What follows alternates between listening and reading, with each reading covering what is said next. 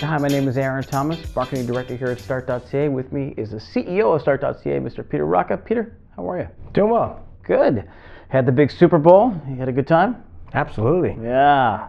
Go Patriots, go. No. I know this office is divided with football, so just like everywhere else in the world. I know. We've had a lot of great questions come in on Facebook and Twitter for our Start Talk episode, and we're going to get to them right now. So Greg Lewis writes in, and he would like to know, how is our staff making out during our big move? So this is something we haven't talked about before, the move in London from one location to the next. Yeah, so we're in our temporary home now. We'll be here for a year and a half or so, just down the road, so we're not too far for people that know where we were before. So we're 700 York now. The building's great. You know, we've a lot of work was put into getting us in this space ready in a really short period of time. So a big kudos to everyone involved in that, and to our staff. It's been a little bit of adapting in terms of little finishes here and there that we're still working on.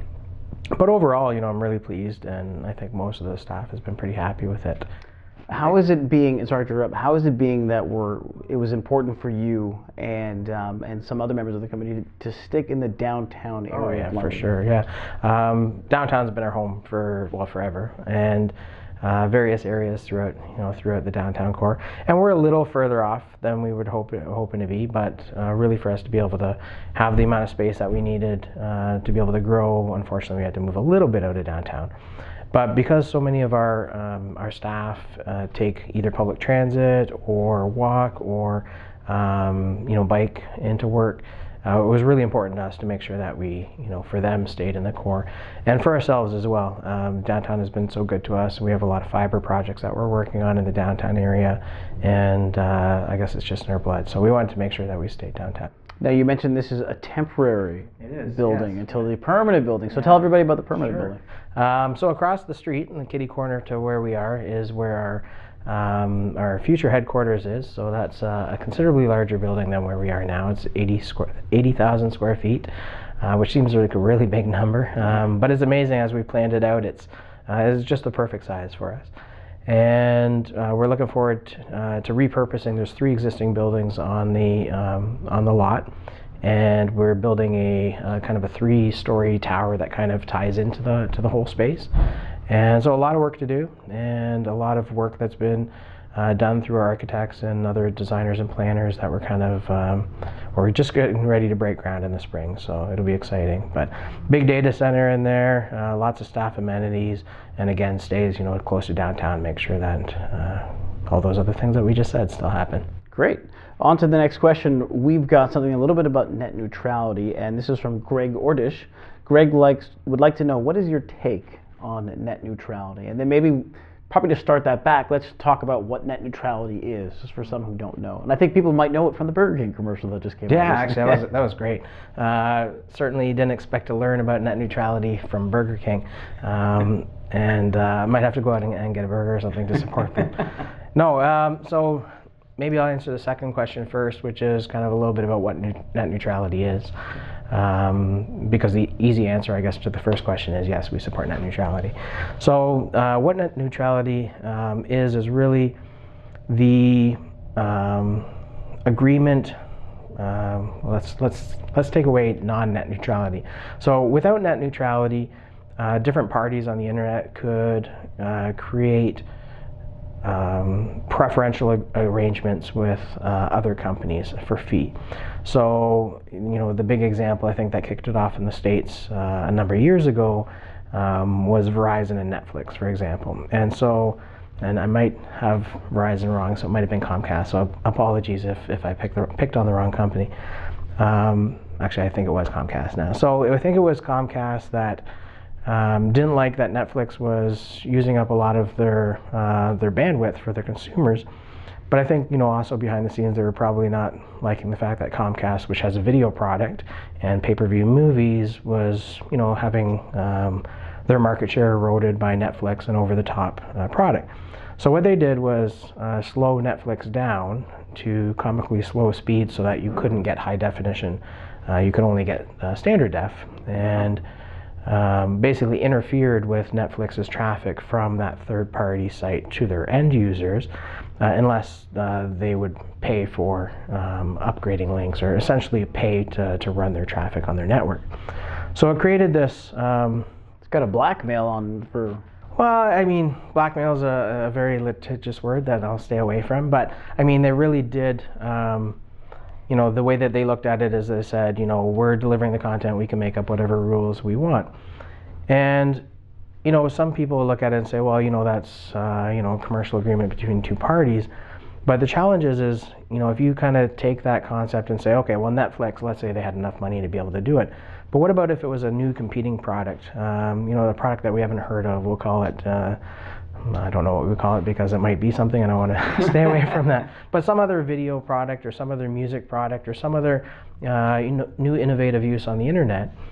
And the access networks, or the networks that are delivering that connectivity to the end user, could make up, you know, arbitrary rules or just block traffic altogether and say, you know, we're not going to, you know, we've already made a deal with Netflix, let's say, and we've decided that as a result, YouTube no longer works, and nor do any of these other upstarts, because we've made an exclusive deal with Netflix. And if that consumer wants to access that site, they'd have to pay more to access YouTube, or pay more to access YouTube quickly. And so basically, the net neutrality concepts are that there should be neutral, traffic should be all considered the same between third parties. So you shouldn't be able to prefer one network's traffic over a network, another network's traffic, or one end site over another. And that's kind of the premise behind net neutrality, is treating all of the sites on the internet equally. So with what the U.S. has done, how does that change in Canada what we currently have? So net neutrality has been unofficially, but you know, said by the right people, as being supported in Canada. So I don't think we have as many concerns as, you know, our U.S. counterparts. But a lot of our traffic still flows through the States, so you could see impact in terms of, you know, when you're watching NBC or, you know, something that's on an American network, it could be, you know, prioritized differently. So if NBC didn't pay their access network, or they might create some sort of, beneficial, you know, arrangement with one provider over another that could impact, you know, Canadians accessing that content. I think it's early to kind of see, you know, what the kind of impact to the end user will be, but it really takes away from the fundamental kind of the way that the whole internet was developed, which was, you know, this open protocol, open communication framework, and that's what's kind of at risk with net neutrality. And do you think it's going to have an impact on online innovation? Absolutely, because if you don't say you got a great new innovative idea and it competes with somebody else's market share on something, there's nothing that would prevent that other third party from being able to squeeze them out by preferring their traffic, or creating an arrangement where they could have access providers block access to those sites. Wow. I'd like to talk more about that in another episode coming up. Got another question here. It's from Kevin Brown, and the question is any idea when Start.ca will be reselling FTTH, which is fiber, obviously? Yeah, so we've talked a lot about you know, the fiber that we're doing in London here, and so FTTH, I think, is kind of the acronym or name that people are talking about when we're talking about wholesale access. So wholesale access to fiber through other incumbents. So whether or not that's the Bells and the Rogers, etc. Recently, actually, as recently as last Thursday, the CRTC denied an application that would have provided interim access to FTTH over the existing framework. So that was a little bit of a blow. There's certainly some time and some things that need to happen between now and the time that FTTH becomes economically viable to launch. So there are some areas where it may be sooner than later, but there's still a lot of uncertainties that I think will become clear over the next few months with some of the other CRTC decisions that we're waiting on. Interesting. Lots coming up. Last question, and we've had this from a ton of people, so I want to keep it to the end, obviously. So many people have been asking for an update on television. Yes, okay. Still not ready. No, so the last time that we sent up an update was about, we had discussed that, we had been working with a middleware vendor, which is kind of the glue that holds it all together, so the interface that people see, as well as kind of the features in that software. And we were struggling with some of the performance and feature set on that middleware vendor that just didn't live up to the standards that we wanted to be able to deliver our product.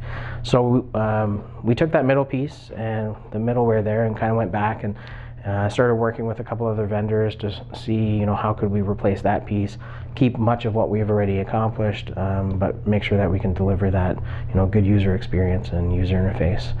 So we're in the final stages of working with the vendors to kind of figure out who we're going to be going with, and once we have that kind of wrapped up in the next, I'm hoping to have an answer on that by middle of next week or end of next week.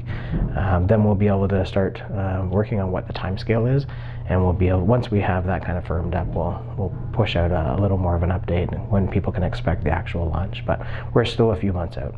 But doing it in the Start type of way, where we're going to have a product that we're proud to call our own. Oh, absolutely. We want to make sure that that product is up to the experience that people have with us. It's a very full-featured and comprehensive product that people want to use every day. Great. Ladies and gentlemen, my name is Aaron Thomas, once again the Marketing Director here at Start.ca, and as always, Peter Rocca, the CEO of Start.ca. Thanks for watching Start Talk. Thanks.